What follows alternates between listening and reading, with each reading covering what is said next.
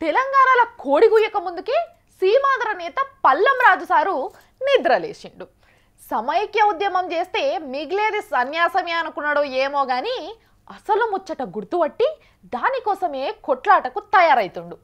Sir సమైక్య రాగం తీసినప్పుడు కోరేసి ఇచ్చేటందుకు ఎవ్వరు లేకుండే గాని ఇప్పుడు వాడిన పల్లవికి మాత్రం మస్తు మంది సపోర్ట్ చేస్తుండ్రు.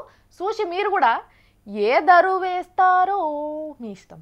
తెలంగాణ మీద ముచ్చట ఓడిచిపోయింది. ఇక రేణుకా చౌదరి అమ్మమ్మ దిగొచ్చినా రాష్ట్రం సమైక్యంగా ఉండదని కుండ కిందెత్తేసిండు మన కేంద్ర మంత్రి పల్లం రాజు గారు. ఇక ఎంత దండ్లాడినా వచ్చేది లేదు పోయేది లేదు. ఏమన్నా ఉంటే సీమాంధ్రకి ఏం కావాలనో కొట్లాడాలి కానీ తెలంగాణ ఆపుడు మాత్రం ఇప్పుడు ఎవరితోటి కాదంటున్నాడు సారు. ప్రాసెస్ చూస్తూ ఉంటే తెలంగాణ ఏర్పడేటట్టే కనిపిస్తుంది. కాంగ్రెస్ పార్టీని ఒక్కళ్ళనే బ్లేమ్ చేయడం కరెక్ట్ కాదు. అన్ని పార్టీలు కూడా ఇచ్చాయి.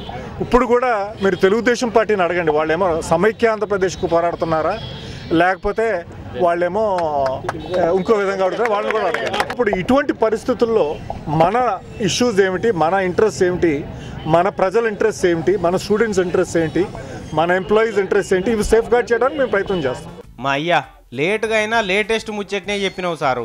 నువ్వు చెప్పింది కరెక్టే అని అటు మీ దోస్తు సాయి ప్రతాప్ సార్ కూడా అంటున్నాడు.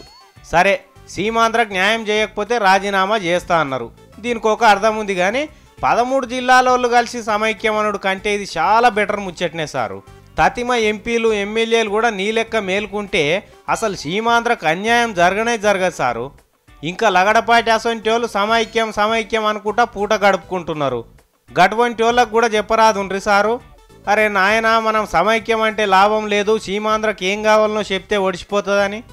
ఇప్పుడు నిన్ను కొంతమంది జీరో చేయాలని చూస్తుంటారు కానీ సీమాంధ్ర ప్రయోజనాల కోసం కొట్లాడుతున్నందుకు ఎప్పటికన్నా మీకు జనం జేజేలు మాత్రం కొడతారు సారు. ఎందుకంటే అవకాశం ఉన్న కాడనే చెప్పుకోవాలన్నట్టు సీమాంధ్ర అభివృద్ధి మీదనే మాట్లాడుతున్నావు కాబట్టి ఇంతే పట్టుదలతోని సీమాంధ్రకు కావాల్సిన పైసలు పనుల మీద మీ తోటి మంత్రులతోని మాట్లాడు సారు. సీమాంధ్ర పబ్లిక్ యాద పెట్టుకుంటారు మిమ్మలను.